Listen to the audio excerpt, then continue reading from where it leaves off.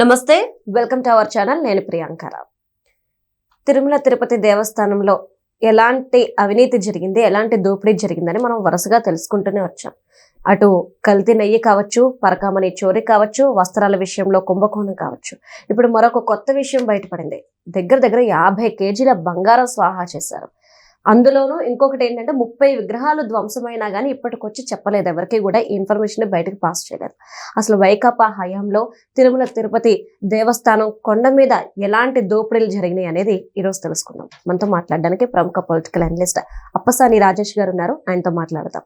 నమస్కారం సార్. నమస్కారం సార్. ఇప్పటి వరకు కేవలం వస్త్రాలు, కల్తీ నెయ్యి, పరకామణి చోరీ అని అనుకున్నాం. ఇప్పుడు ఏకంగా 50 కేజీల బంగారం, దానికి తోడు 30 విగ్రహాలు ధ్వంసమైనా కానీ ఒక్క చిన్న ఇన్ఫర్మేషన్ కూడా ఇవ్వలేదు. అంటే హిందువుల మనోభావాలతో ఆడుకోవాలనా, లేదంటే దేవుడు ఎవరైతే ఏముంది మాకు డబ్బే కావాలనుకోవడమా?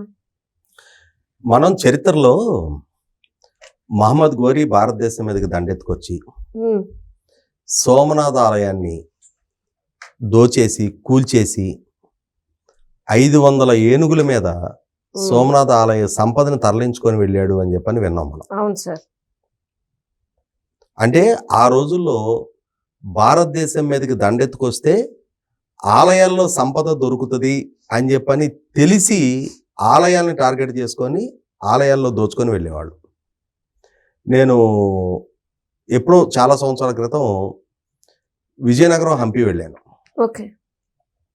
హంపి వెళ్తే ఆ శ్రీకృష్ణదేవరాయల వారు పరిపాలించిన ఆ కోట మొత్తాన్ని కూల్చేశారు. సరే, శత్రురాజులు కోటను కూల్చారంటే అర్థం చేసుకుందాం. ఆలయాల మొత్తాన్ని కూల్చేసి అక్కడ విగ్రహాల మొత్తాన్ని నరికేసి అక్కడ అంటే ప్రజల సెంటిమెంట్స్ తోటి, ఎమోషన్స్ తోటి రాజ్యం వీరభోజ్యం, మేము ఈ రాజ్యం నెగ్గాం కాబట్టి ఇక్కడ మా జులుమే ప్రదర్శిస్తాము అన్నట్టుగా ఆ రోజుల్లో, రాచరికపు రోజుల్లో ఆటవికంగా ప్రవర్తించారంటే అర్థం చేసుకుందాం మనం. అరే, ఇక్కడ ప్రజలు వాళ్ళు ఆరాధించుకుంటున్న ఆలయం, వాళ్ళు భక్తి ప్రవృత్తులతో కొలుచుకుంటున్న దేవుడు, ఈ దేవుడితోటి మనకు వచ్చిన నష్టం ఏముంది?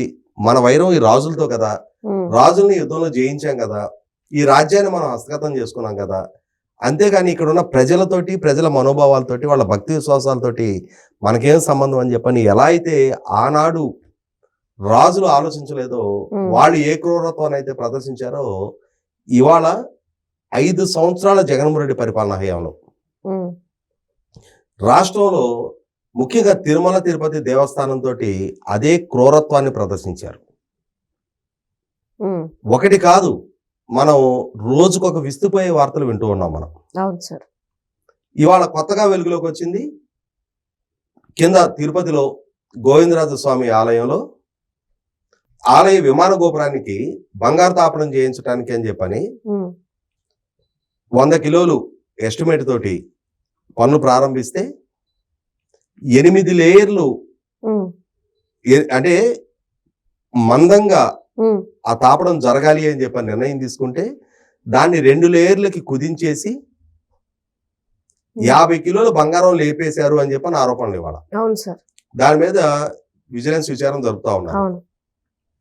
ఎవరు అంతగా బరితెగించింది? 5 సంవత్సరాలు పాలక మండళ్ళు వాళ్ళ అంటే విధాన నిర్ణయాలన్నీ వాళ్ళే తీసుకుంటా ఉన్నారు కదా. ఈ బంగారు తాపడం చేయించాలి అని చెప్పి నిర్ణయం పాలక మండలి తీసుకుంది కదా. అలా తీసుకున్న వాళ్ళు దాన్ని పర్యవేక్షించాలి కదా. అలా పర్యవేక్షణ లోపం ఎవరిది? ఇవాళ 50 కిలోలు శ్రీవారికి సంబంధించిన, అంటే గోవిందరాజ స్వామి ఆలయమైనా కూడా టీటీడీలో part and parcel, Tirumala Tirupati దేవస్థాన పాలక మండలి పర్యవేక్షణలోనే ఉంటాయి. తిరుపతి అంటే తిరుపతి అనగానే మనకి సహజంగా శ్రీవారాలయం ఒకటే గుర్తొస్తుంది. కానీ గోవిందరాజ స్వామి ఆలయము, తిరుచానూరు పద్మావతి ఆలయము, అక్కడ శ్రీనివాస మంగాపురం కళ్యాణ వెంకటేశ్వర ఆలయం, ఆ తిరుపతి చుట్టుపక్కల ఇంకా చాలా ఆలయాలు కూడా టీటీడీ నిర్వహణలోనే ఉంటాయి. అటువంటి టీటీడీ నిర్వహణలో ఉండి తిరుపతిలో ఉన్న పురాతన ఆలయం గోవిందరాజ స్వామి ఆలయం, ఆ ఆలయంలోనే ఇంతటి అపచారానికి ఒడగట్టగలిగారు అని అంటే వాళ్ళని ఏ విధంగా భావించాలి అని అంటే ఇందాక నేను చెప్పాను కదా, ఉమ్, సోమనాథ ఆలయం మీద దాడి చేసి ఆలయాన్ని ధ్వంసం చేసి, లేదు విరూపాక్షాలయం మీద దాడి చేయలేకపోయారు. అవును. ఆ ఆలయాన్ని అక్కడ అర్చకులు కాపాడుకోగలిగారు ఆ రోజుల్లో. కానీ మిగిలిన ఆలయాల మొత్తాన్ని కూడా నేలమట్టం చేశారు. ఇక్కడ వీళ్ళు నేలమట్టం చేయకుండా భక్తుల భక్తి విశ్వాసాలతోటి భక్తులు సమర్పించే కానుకలని కాజేసే ప్రయత్నం చేశారు.